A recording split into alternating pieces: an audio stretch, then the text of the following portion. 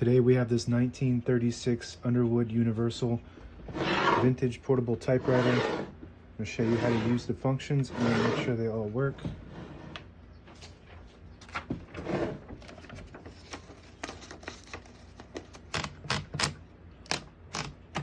The margins are located behind this flip panel here. It flips back and you can push it in and move it side to side wherever you want it.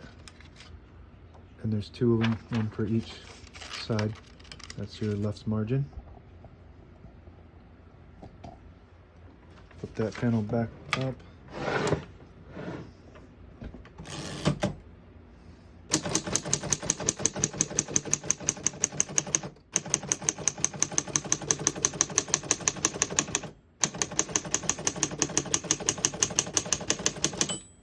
Once you hear the bell, you're at the end of the margin. You hit this line space, gets you back to the beginning, and skips 1 or 2 spaces. Right now we have it on single, but if you want double, you just flip this switch down. I think it has triple space too. We're gonna try double. That skipped 2, 1 more, and that skips 3. I'm gonna keep it on single for now and finish typing.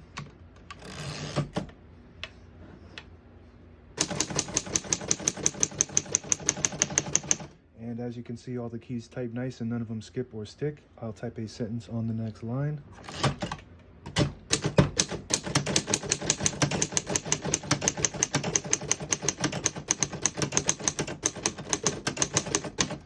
Very nice typing machine, very classic feel to it, antique-y feel,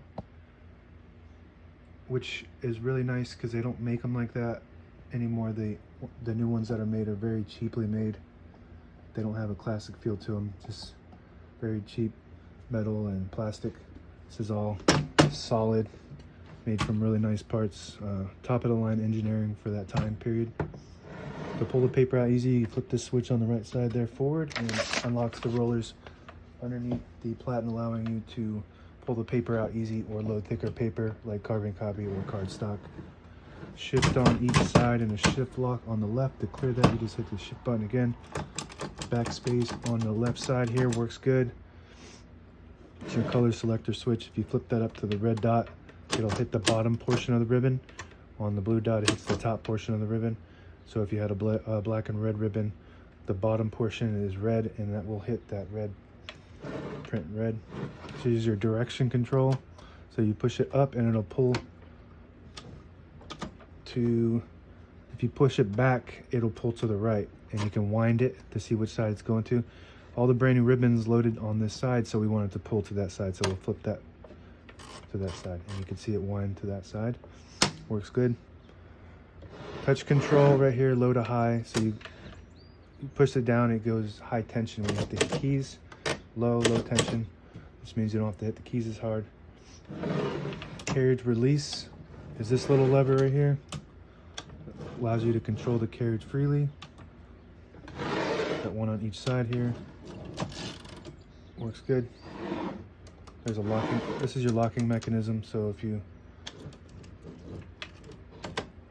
pull it up while you're moving the carriage, it'll lock into the middle position, so when you put it in the case, it protects the carriage. We're gonna keep that unlocked for now. And that's about it. Now available on eBay or Etsy. Search Brooksaw Antiques.